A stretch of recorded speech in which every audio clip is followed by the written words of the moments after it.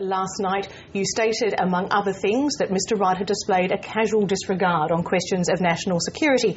To read a bit of the statement, it makes the point that Uhlmann contacted Mr Rudd's office at 4 p.m. yesterday to seek response to these and unrelated accusations. It goes on to say that there were 50 meetings, approximately, of the National Security Committee during Mr Rudd's Prime Ministership.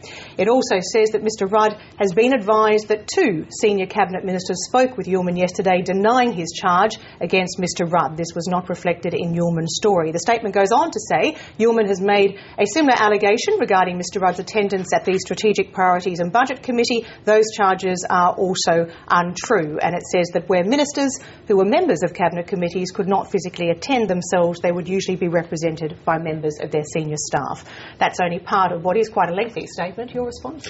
Yeah, well, there are a number of things about this, and that's that this statement doesn't actually address the key allegations that were aired in that story last night, and they were that he was often hours late, and that when he was late, his senior staffer, which was his chief of staff, Alistair Jordan, stood in for him, and that appalled and scandalised some of the officials who were attending the meeting. Now, we know from this statement that Mr Rudd says that there were indeed 50 meetings of the National Security Committee convened during his time. He doesn't actually say at any stage how many of those he attended.